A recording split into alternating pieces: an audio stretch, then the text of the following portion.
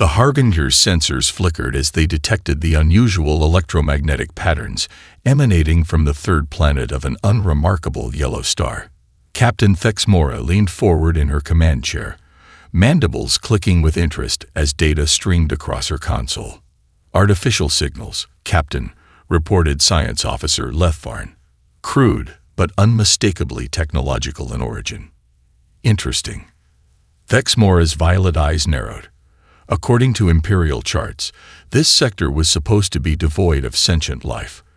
A new discovery meant potential for advancement within the Vosgian hierarchy. Standard protocol would be immediate reporting to Central Command. "Yes, Captain." Thexmora tapped her clawed fingers against the armrest. "Delay that report. I want to know what we're dealing with first. Full stealth protocols. Position us behind their singular moon." The Harbinger slipped silently into Earth orbit, cloaking systems engaged as they began methodical observation of the blue planet. The Vosgians watched with growing fascination as their data banks filled with information about this species called humans. "They're fractured," noted Lethvarn, reviewing the political structures. "Hundreds of competing nation-states, some technologically advanced, others still primitive. They should be easy to subjugate when the time comes." "Perhaps," Thexmora mused, something about the readings troubling her, but noticed their weapons development, disproportionately advanced compared to their other technologies, and their entertainment broadcasts, obsessed with the concept of alien invasion. "A paranoid species," dismissed her second officer. "All the better for us." In a windowless room beneath the mountains of Colorado, Dr. Eliza Chen stared at the anomalous data points on her screen. For 3 weeks, she had been tracking microscopic irregularities in satellite transmission patterns, a shadow where none should exist, a reflection that didn't match known objects. "You're still chasing ghosts, Eliza?" Dr. Harrison smirked as he passed her workstation. "SETI's been listening for 60 years. If something was out there, we'd know by now." Eliza didn't bother responding. Her colleagues at the observatory had already dismissed her concerns, but the anomalies persisted. When her shift ended, she didn't go home. Instead, she drove to a secure facility where her former roommate now worked. Colonel Maya Williams listened without interruption as Eliza explained her findings, displaying charts and data points on a secure tablet. "You understand what you're suggesting?" Maya asked finally. "I do. Something is watching us. Something that doesn't want to be seen." Within 4 hours, classified military satellites had been subtly repositioned. The data they returned confirmed Eliza's suspicions. An object of significant size was orbiting Earth, using technology that bent light around it. Not invisible, but nearly so. General Warren Chen received the briefing in the Pentagon's most secure conference room. The Joint Chiefs sat in silence as the presentation concluded. "So we have visitors," he said finally. "And they think we don't know they're there." "Yes, sir," confirmed the intelligence officer. "Based on their positioning and emissions, they're likely gathering information. Standard reconnaissance before contact." "Or before invasion," added the Air Force Chief of Staff. General Chen nodded slowly. "The question is, do we announce that we've detected them?" Open communications. Admiral Rivera, who had been silent until now, leaned forward. "History teaches us that when technologically superior forces discover indigenous populations, it rarely ends well for the latter. I recommend Operation Quiet Shield." Murmurs of agreement filled the room. Operation Quiet Shield, a long-theorized protocol developed for exactly this scenario, called for maintaining the appearance of ignorance while secretly preparing planetary defenses. "Agreed," said General Chen. "As of this moment, all evidence of our awareness is classified level alpha. Civilian broadcast patterns continue unchanged. Military communications remain conventional through traditional channels. And our actual preparations?" asked the Marine Corps Commandant. "Move everything through hardlines or quantum-encrypted channels. Wake up the deep black projects. And most importantly," Chen's voice hardened, "let them think they found easy prey while we prepare to show them otherwise." As the meeting adjourned, Admiral Rivera lingered. "You know, General, we've spent centuries imagining this moment, preparing for it in fiction and theory." "Yes," Chen replied, watching tactical displays as stealth drones were subtly positioned to monitor the alien vessel. "And now we'll see if humanity's paranoia might just save us all." Above them, the Harbinger continued its silent watch, unaware that its observers had become the observed, as humanity implemented a response centuries in the theoretical making, not with panic, but with calculated, methodical precision. Imperial Adjudicator Zorn Calith stood motionless on the bridge of the dreadnought Inevitable Dominion, his tall, slender frame draped in ceremonial platinum-threaded robes that signified his authority as the Emperor's chosen assessor. Through the view screen, the blue-green planet rotated slowly, unaware of its impending judgment. 17 worlds I have evaluated for the Empire," he announced to his staff. 17 species now serve as productive members of our glorious civilization.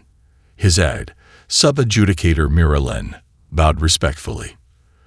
"The preliminary reports from the Harbinger are peculiar, High One."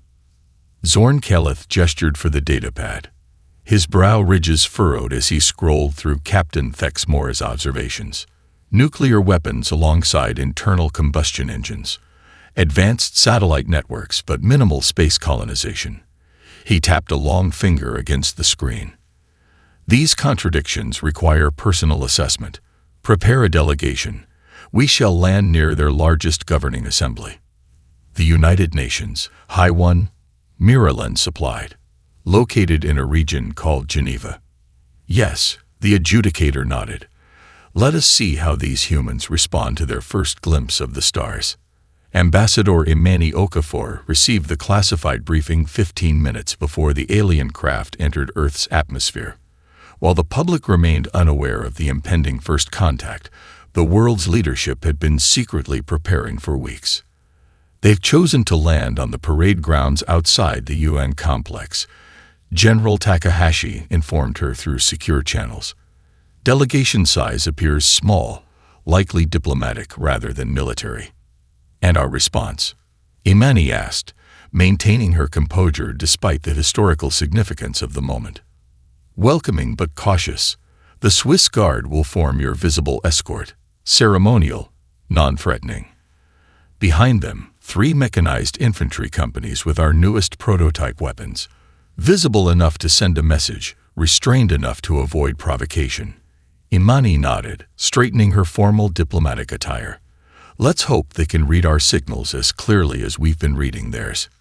The Vosgian shuttle descended through cloudy skies, its sleek silver hull reflecting sunlight as it settled onto the landing zone. A small crowd of secretly informed journalists captured the moment for global distribution, their presence carefully orchestrated to appear spontaneous. When the vessel's door irised open, releasing a puff of alien atmosphere, Zorn Calith emerged flanked by 4 attendants. He paused, momentarily surprised by the composed reception awaiting him. In his experience, pre-FTL species typically reacted with either religious awe or panicked confusion. Instead, he found himself greeted by a poised human female who stepped forward and inclined her head in a measured gesture of respect, neither subservient nor challenging. "On behalf of Earth's nations, I welcome you to our world," Ambassador Okafor stated clearly. "I am Ambassador Imani Okafor, authorized to speak for humanity in this historic moment." The adjudicator recovered quickly. "I am Imperial Adjudicator Zorn Calith of the Vosgian Stellar Empire. We come to evaluate your world for potential inclusion in our domain." If Imani was offended by the presumptuous statement, she showed no sign. "We look forward to discussing any potential relationship between our peoples. Please, follow me to the diplomatic reception area." As the delegation moved toward the UN complex, Miralen leaned close to her superior.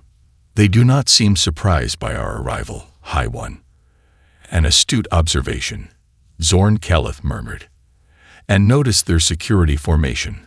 Those ceremonial guards are merely window dressing. Observe the positioned forces behind them." The route to the diplomatic chambers had been carefully planned, taking the aliens past what appeared to be a routine military exercise. Soldiers operated mobile defense platforms with tracking systems that were, coincidentally, aimed skyward in the exact direction of the Vosgian fleet. Inside the reception hall, refreshments had been prepared based on molecular analysis of the Harbinger's exhaust traces, ensuring the visitors could partake safely. As they were seated, Amani noticed the adjudicator's aide cataloging exit points and security positions rather than admiring the architectural features she was ostensibly pointing out. "We have prepared a presentation on Earth's cultures and history," Imani offered, activating a display. "But perhaps you might first share information about your own civilization. After all, you have the advantage of having observed us already." The statement was delivered with a diplomatic smile, but the message beneath it was unmistakable. "We know you've been watching us." Zorn Keleth's expression remained neutral, but his inner eyelids flickered, the Vosgian equivalent of surprise. These humans were not behaving like any pre-FTL species he had ever encountered. They were demonstrating caution, preparation, and a disturbing level of awareness. For the first time in 17 planetary assessments, the Imperial Adjudicator felt slightly uneasy about the outcome. The negotiation chamber's holographic display illuminated the stern faces of both human and Vosgian representatives. 3 days of diplomatic exchanges had established basic communication protocols, but now the real discussion would begin. Admiral Helena Reyes, commander of Earth's Unified Space Defense, tapped her security badge. The chamber's lighting dimmed as a 3-dimensional star map materialized above the conference table. "Before we proceed with your proposal, Adjudicator," Admiral Reyes stated calmly, "I believe we should establish full transparency." With a simple gesture, she expanded the display. Red markers appeared, tracking the movements of Vosgian vessels over the past month, including ships they believed were undetectable. "This is the Harbinger's initial approach vector," she continued, highlighting a particular path. "These are your scout drones deployed to our outer atmosphere, and this," a new marker appeared, "is the current position of your battle cruiser Inevitable Dominion, alongside your fleet of 17 support vessels holding position behind our moon." Zorn Keleth maintained his composure, though his aides exchanged alarmed glances.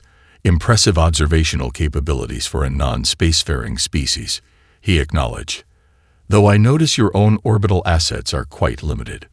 We prefer to invest in defensive rather than exploratory technologies," replied Secretary General Thomas Kamura with practiced diplomacy.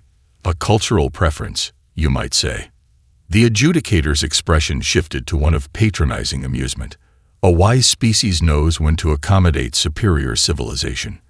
The Vosgian Empire encompasses 300 star systems. Your defensive capabilities, while admirable for your development stage, cannot meaningfully resist our integration protocols." A weighted silence followed his statement. Admiral Reyes exchanged a glance with the Secretary General, who gave an almost imperceptible nod. She opened a secure channel on her comm device. "Olympus Station. Execute Operation Glasshouse. Authorization Sierra. Echo 9. "What is this?" demanded Zorn Keleth. "A demonstration," Admiral Reyes replied evenly. "For clarity's sake. On the Vosgian scout ship Vigilance, currently orbiting 200 kilometers above Earth's surface, Captain Vren Sulak was the first to detect the anomaly. A primitive projectile, ballistic rather than powered, had altered course to intersect their position. "Laughable," he remarked to his tactical officer. "Their targeting systems must be severely outdated. Plot and intercept course." The tactical officer's response died in his throat as the projectile suddenly accelerated, its trajectory changing in a way that violated the Vigilance's prediction algorithms. Before countermeasures could deploy, the object split into multiple components, each precisely targeting different sections of the ship. There was no explosion. Instead, microscopic filaments dispersed across the hull, carrying an electromagnetic pulse calibrated to the exact frequency of Vosgian systems. Ship functions terminated in cascading sequence. Emergency power only. Captain Sulak shouted as his bridge plunged into darkness, illuminated seconds later by dim auxiliary lighting. Damage report. Propulsion offline. Weapons offline. Communications. The officer paused, confused. Communications partially functional. We're receiving a transmission from the planet. In the negotiation chamber, the Vosgian delegation watched in stunned silence as live footage from the Vigilance displayed their disabled vessel drifting in orbit. Your ship is unarmed, Admiral Rice explained matter-of-factly. The EMP was calibrated to disable rather than destroy. A new hologram appeared, detailed schematics of the Vigilance's propulsion systems, with specific instructions on how to restore functionality.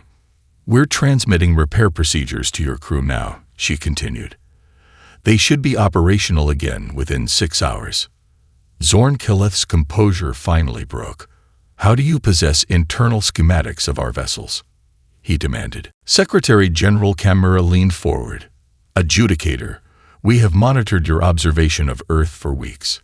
During that time, we analyze your technology, your communications, and your capabilities. This demonstration serves a diplomatic purpose, to establish that while we desire peaceful relations, we will not be subjugated. The Vosgian aide whispered urgently into Zorn Kileth's ear, but the adjudicator silenced him with a gesture. The Empire has encountered thousands of species, he said slowly. None have responded as you have. Most recognize the benefits of Imperial guidance immediately. Admiral Rice smiled thinly. Humanity has imagined meeting alien civilizations for centuries. Adjudicator. We've prepared for this moment in fiction, in military planning, in philosophical debate. When you arrived, we implemented strategies developed over generations. She gestured to the disabled ship in the hologram. That missile was designed in 1983, then continuously modernized. Its targeting system identified your vessel's specific weaknesses using algorithms written decades before we knew you existed. You've been preparing to fight enemies from space, asked Miralyn, bewildered. We've been preparing for everything, corrected Camera. Now, shall we discuss your integration proposal again? As equals this time. Admiral Vex Sorin of the Vosgian Imperial Fleet stood aboard the command deck of the dreadnought Sovereign Mandate, watching as 200 warships emerged from faster-than-light travel in perfect formation. The blue-green planet hung suspended against the backdrop of stars, seemingly defenseless against the armada he had assembled. Status report, he commanded, his voice echoing across the hushed bridge. All ships present and accounted for, Admiral, replied his executive officer. No sign of defensive mobilization from the planet. Vex Sorin's lips curled into the Vosgian equivalent of a smile. The adjudicator overestimated these humans. Their parlor trick with the scout ship was impressive, but they cannot stand against the full might of the Imperial fleet. The tactical officer approached with a datapad. We've intercepted numerous transmissions from the planet. Their political leaders appear to be in disarray, arguing over surrender terms. The Admiral reviewed the communications, heated debates from the United Nations Security Council, emergency sessions of various parliaments, military commands being countermanded by civilian authorities. As I suspected, Vex Sorin declared, they are fractured, unable to present a unified response. Position the fleet for optimal firing solutions. We'll give them one opportunity to surrender before we demonstrate what happens to those who resist the Empire. In the underwater command center beneath Lake Geneva, Secretary General Camera watched the real-time holographic display of the Vosgian fleet's deployment. They've arranged themselves exactly as predicted, noted General Eisenhower of the North American Command. Spread across our upper atmosphere in standard Imperial subjugation formation. And our countermeasures? Asked Camera. The Chinese military representative, General Lai, nodded. All systems ready. The Russians have their submarine fleet in position. The European Defense Force has activated all ground-based platforms. The orbital defense grid is standing by. Admiral Rice checked her chronometer. The Vosgians should be detecting our apparent political discord now. The broadcasted debates should convince them we're paralyzed by indecision. Camera looked around the room at the representatives of Earth's Unified Defense Command. Nations that had been enemies for centuries, now working in perfect coordination. "Very well," he said. "Commence Operation Checkmate." On the bridge of the Sovereign Mandate, a junior sensor operator frowned at her console. "Admiral, I'm detecting an anomaly near asteroid P47729. "Specify," Vex Soren commanded, irritated by the interruption. "It appears to be." The operator hesitated, adjusting her instruments. "Sir, it's a weapons platform. Powered down until now." The tactical officer rushed to verify the reading, but before he could speak, another operator called out, "Second anomaly detected. Orbital debris near navigation point, Charlie is moving. It's a disguised weapons array." Suddenly, alerts began sounding across multiple stations. The main tactical display transformed as hundreds, then thousands, of previously undetected objects revealed themselves. Weapons platforms hidden in asteroid debris, stealth satellites activating in concert, and rising from Earth's oceans, the unmistakable heat signatures of submarine-launched missiles. "Impossible," whispered Vex Soren, watching as his perfectly positioned fleet found itself caught in an intricate three-dimensional web of targeting solutions. No pre-FTL civilization could have concealed this level of defensive capability. The communications officer turned from his station, his expression stunned. "Admiral, we're receiving a transmission from a submersible craft in the humans' Arctic Ocean." "Put it through," Vex Soren ordered, his voice hollow. The view screen illuminated to show a human female in a naval uniform. Behind her, a command center hummed with activity. "This is Commander Sophia Chen of the United Earth Defense Submarine Perseverance," she stated calmly. "Admiral Vex Soren, welcome to Earth. As you can now see, we've been preparing for this meeting for longer than you might have imagined."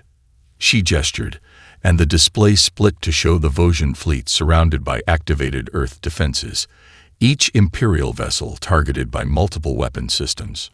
"Your ships are currently locked by no fewer than 3 independent targeting solutions each," Commander Chen continued. "We've analyzed your shield frequencies and hull compositions. Our weapons are specifically calibrated to bypass your defensive systems." The Admiral's mandibles twitched with suppressed rage. This deception was entirely necessary. Commander Chen finished for him. "We observed how your empire treats civilizations that appear vulnerable. We chose not to appear vulnerable." She leaned slightly forward. "Now, Admiral, shall we discuss terms that don't involve either of us dying today? Our diplomatic team is standing by." Vex Soren looked around his bridge, at the tactical display showing his fleet surrounded by weapons that had materialized from seeming nothingness, and made the first tactical retreat of his illustrious career. "Open a channel to their diplomatic course," he ordered quietly. "It seems we have matters to discuss." Arch-General Vex descended from the shuttle alongside his security detail, stepping onto Earth's soil for the first time. The meeting location, a fortified facility built into the bedrock beneath Lake Geneva, had been chosen by the humans, a concession he had reluctantly granted after the humiliating standoff in orbit. "This way, please," directed a human officer, leading them through a series of security checkpoints. The Vosgian delegation noted silently that each successive barrier employed different technologies, as if deliberately showcasing the diversity of Earth's defensive capabilities. The final doorway opened to reveal a circular chamber where Earth's Defense Council awaited. Representatives from 12 nations rose as the Vosgians entered, their expressions carefully neutral. At the center sat Secretary General Chimera, flanked by Admiral Reyes and a white-haired human male Vex didn't recognize. Arch-General Chimera greeted him formally. "Welcome to Earth. I trust your descent was comfortable." "Adequate," Vex replied curtly. "Though I remain unclear how your people concealed such extensive defensive networks from our scans. The Empire's sensory technology is unmatched among known civilizations." A thin smile crossed Admiral Reyes' face. Technologies developed in isolation often follow predictable patterns, General. Your scanning techniques search for specific energy signatures we identified during your initial observation period and subsequently masked. The white-haired man leaned forward. I'm Dr. Richard Chandra, Chief Historian of the United Nations. Before we proceed with diplomatic formalities, the Secretary General thought you might appreciate some context for our unexpected response to your arrival. Vex settled his angular frame into the chair provided. I admit to curiosity. Most species at your development stage would be incapable of mounting such organized resistance.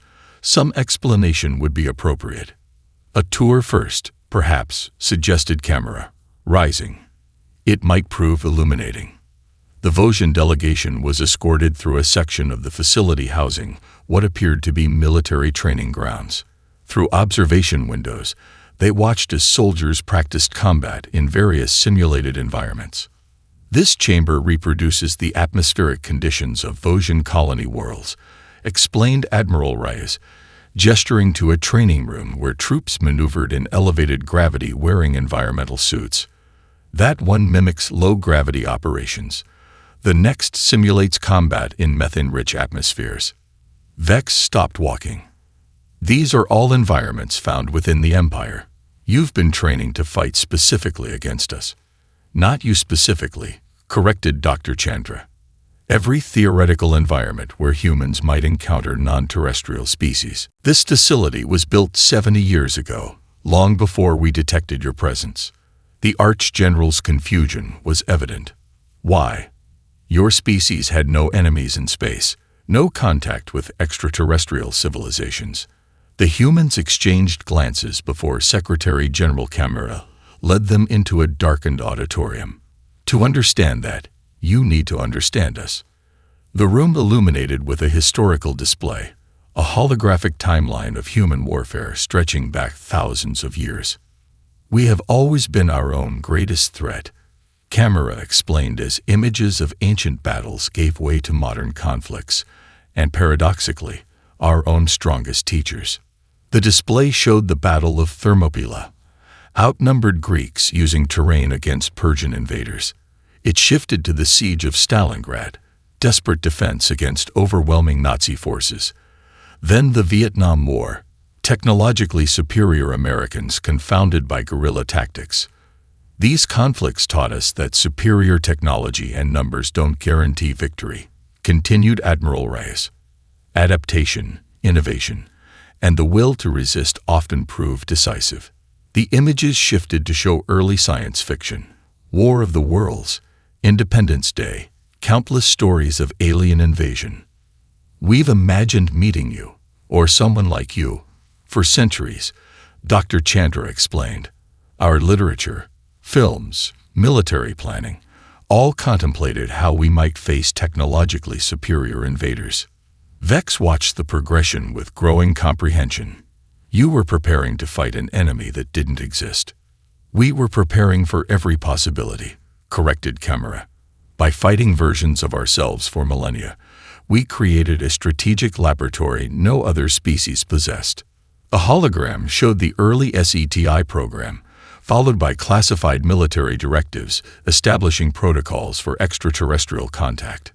Operation Quiet Shield was developed in 1961, Admiral Reyes noted. The scenario: what if we detected observers before they made contact? How should we respond?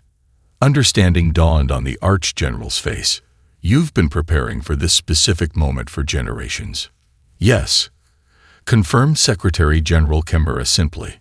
Not out of paranoia, but prudence. Humanity's history taught us to hope for peace. While preparing for war, Vex completed quietly, seeing his empire's miscalculation with sudden clarity. The Grand Imperial Senate of Vos Prime erupted into chaos as the holographic transmission from Earth concluded. 200 representatives from across the Empire's 300 systems rose from their seats, mandibles clicking and voices raised in a cacophony of outrage and disbelief. Silence, roared High Chancellor Kethorin, his ceremonial staff striking the marble floor 3 times. The Senate will maintain order. Gradually, the commotion subsided. Trade Minister Kelv Noten, his scales flushed purple with indignation, was the first to speak once decorum returned. "Impossible," he declared. "No pre-FTL species has ever detected our scout ships, let alone resisted initial contact. These reports must be exaggerated." Military Commandant Drez Akil rose next, his battle-scarred face grim. "The reports are verified by multiple sources, including Arch-General Vex himself. These humans possess defensive capabilities far beyond their apparent technological level. More concerning, they demonstrated intimate knowledge of our tactical doctrines. We should obliterate them immediately," suggested Councillor Hexmoran from the expansionist faction. "Make an example of their world before this dangerous precedent spreads to our subject species." The debate intensified, factions forming along predictable lines. The expansionists demanded immediate military action. The pragmatists urged caution and further assessment. The Commerce Guild saw potential profit in trading with a species of such unexpected ingenuity. As arguments reached fever pitch, an aide rushed to the High Chancellor, whispering urgently in his ear. Kethforan's eyes widened. "The Senate will suspend debate," he announced. "We have visitors." The massive doors to the Senate chamber parted to reveal a sight unprecedented in imperial history. A delegation from an unincorporated world standing uninvited before the Empire's highest governing body. 8 humans entered, their diverse appearances reflecting Earth's varied ethnicities. Unlike the military representatives who had negotiated with the Vosgian fleet, these delegates wore formal diplomatic attire from their respective cultures. Most striking was their composure. They showed neither intimidation nor inappropriate boldness as they approached the central dais. Leading them was a tall man with bronze skin and silver-streaked black hair. "I am Ambassador Rodrigo Vargas of Earth's United Nations," he announced in perfect Vosgian, causing murmurs of surprise throughout the chamber. "We appreciate the Senate granting us this extraordinary audience." High Chancellor Kethforan recovered quickly from his shock. "The Senate granted no such permission, human. Your presence here violates multiple imperial protocols. Just as the Empire violated our sovereignty by observing our world without consent," Vargas countered smoothly. "Yet here we all are, with an opportunity to establish more productive relations moving forward." Councillor Hexmoran rose furiously.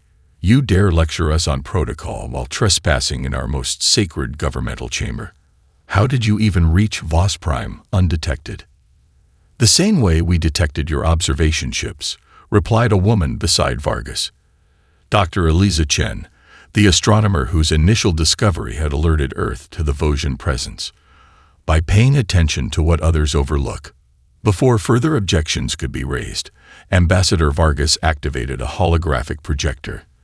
The display showed a detailed map of space surrounding Earth's solar system. "We bring no threats today, only clarity," he began, his voice resonating through the chamber. The hologram expanded to show a proposed neutral zone, extending several light-years around Sol. "Earth requests recognition as a sovereign independent system, with this designated buffer zone established between our territories." What silenced the Senate wasn't the proposal itself. Many newly discovered species made similar initial demands, but the accompanying data scrolling beside the hologram. Detailed analyses of Imperial patrol patterns, defensive weaknesses, and strategic vulnerabilities that no outside species should possibly possess. Minister of Internal Security Tra Valen leaned toward his aide, whispering urgently, "Verify that our classified networks remain secure." His eyes never left the humans as he asked, "How did you acquire this intelligence?" Dr. Chen stepped forward. "We didn't steal your data, Minister. We analyzed your behaviors. The positioning of your sentry outposts, the frequency of your patrol vessels, the response patterns to our probes. From these observations, we extrapolated your defensive doctrine." "Impossible," breathed the minister. "Such analysis would require a species accustomed to thinking like potential adversaries," completed Ambassador Vargas. which, as your Arch-General has likely reported by now, is precisely what humanity has done throughout its history. He gestured to the hologram once more. We prefer friendship to conflict, Vargas continued, his tone softening. But make no mistake about which we're prepared for. In the ensuing silence, High Chancellor Kethoran realized the Empire faced something unprecedented. A species requesting not to be conquered, but approaching with the leverage to make that request impossible to dismiss. Lord Marshal Dreth's mandibles clicked rhythmically as he reviewed the Senate's diplomatic overtures with growing disgust.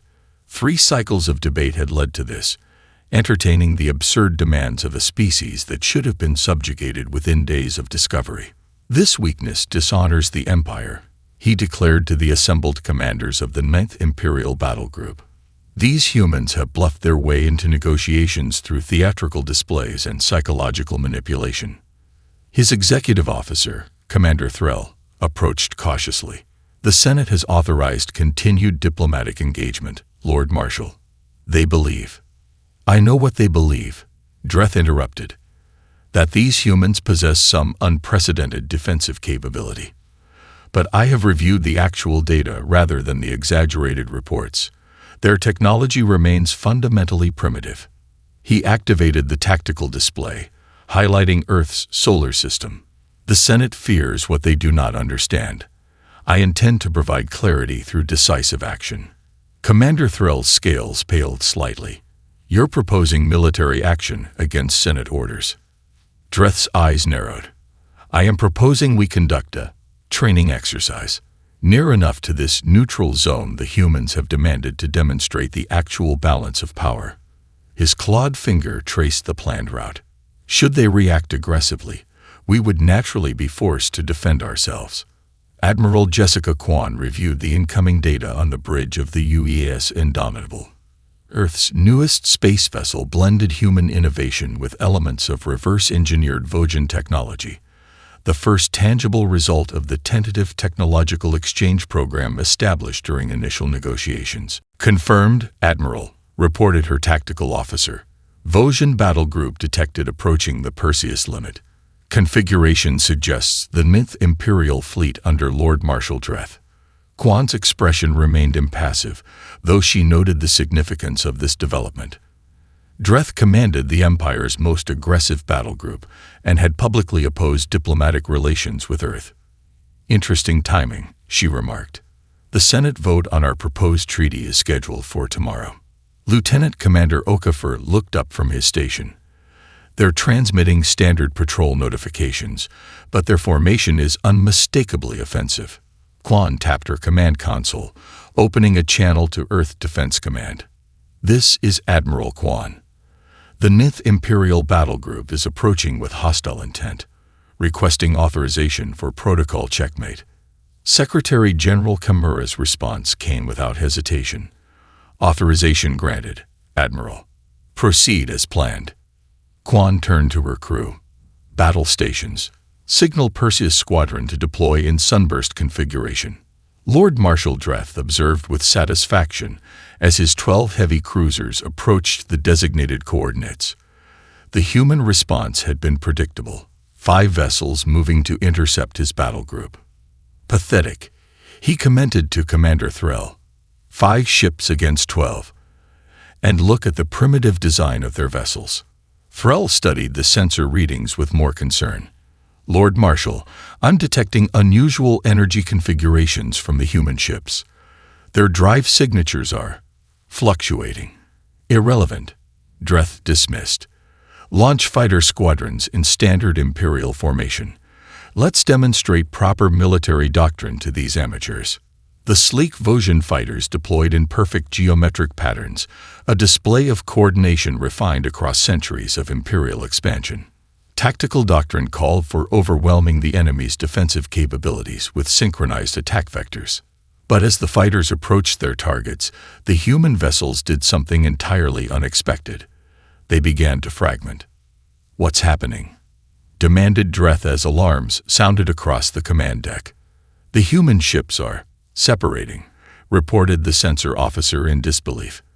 Each vessel is splitting into multiple independent craft. What had appeared to be 5 conventional warships suddenly transformed into 25 smaller, specialized attack craft. The modular design, concealed until this moment, allowed the human fleet to reconfigure itself instantly for the specific tactical situation. The Imperial fighter squadrons, trained to attack capital ships with predictable defense patterns, found themselves confronted with targets that defied classification. The smaller human vessels accelerated at rates that violated Vosgian tactical simulations, executing maneuvers the Imperial pilots had never encountered. "Impossible," whispered Commander Threll as the first wave of fighters reported critical system failures. No explosions marked their defeat. Instead, precision electromagnetic pulses disabled their systems without destroying the craft. Within minutes, half the Imperial fighters drifted powerless in space. The remaining vessels retreated in disarray as the human attack craft swarmed through their formation. Aboard the Imperial flagship, Lord Marshal Dreth watched in stunned disbelief as the human vessels regrouped and advanced toward his cruisers. Admiral Quan's transmission cut through the chaos on his command deck. "Lord Marshal Dreth," her voice was calm, almost conversational. "Your fighters have been disabled, not destroyed. Their life support remains functional. We've transmitted retrieval coordinates to your vessels." She paused before adding, "We anticipated this confrontation, planned for it. Perhaps now you understand why the Senate favors diplomatic resolution." As his officers awaited orders, Dreth realized the devastating truth. These humans hadn't just prepared for this specific battle. Their modular ships, unconventional tactics, and precise targeting all indicated a fundamental difference in strategic thinking. "How?" he finally asked, professional curiosity overcoming his anger. "How did you know our battle plans?" Admiral Quan's response chilled him more than any weapon could have. "We didn't," she replied simply. "We simply prepared for everything." The Imperial throne room of Vos Prime glittered with ceremonial splendor as Emperor Zorvan XII presided over the most unusual treaty signing in the Empire's 1,000-year history. Massive crystal chandeliers cast prismatic light across the assembled dignitaries, Vosgian nobles in their ancestral regalia, and human representatives in their diverse formal attire. This day marks a turning point in Imperial history. The Emperor's voice resonated through the vaulted chamber. His ancient eyes surveyed the gathering with measured contemplation. "For the first time, we welcome not subjects, but equals to our galactic community." Secretary General Camera stepped forward, the Sol Autonomy Treaty held ceremonially before him. "On behalf of Earth and humanity, we are honored to establish formal relations with the Vosgian Stellar Empire. May this agreement herald a new era of mutual respect and cooperation." The document passed between them. Physical paper rather than digital text, an ancient human tradition the Vosgians had adopted for the occasion. Both leaders applied their signatures, their movements deliberate and solemn. Throughout the chamber, reactions varied. Many Imperial nobles maintained stoic expressions that failed to hide their discomfort. The Commerce Guild representatives appeared enthusiastic, already calculating potential profits from new trade routes. Most intriguing were the observers from the Empire's subject worlds, watching with barely concealed fascination as a pre-FTL civilization achieved what none had before: recognition as a sovereign power. Following the ceremony, Emperor Zorvan requested a private audience with the human delegation in the Imperial Gardens. As attendants withdrew to a respectful distance, he turned to Secretary General Camera. "I have reviewed the reports of your world's response to our arrival with great interest," the Emperor admitted. "In my 900 years, I have witnessed the incorporation of 17 civilizations into our domain. None reacted as yours did." Admiral Rise, now serving as Earth's first military attaché to Vos Prime, nodded. "Our history shaped our response, Your Majesty.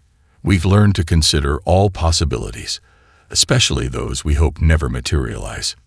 Indeed, the Emperor gestured to a holographic display showing the modular fleet that had defeated Lord Marshal Dreth's battle group. "Our military strategists remain fascinated by your command structure. While our forces require hierarchical approval for tactical adjustments, your commanders possess remarkable autonomy. We found that empowering decision-makers at all levels improves response time, explained Chimera, a necessity born from our historical conflicts. The Emperor's expression grew contemplative.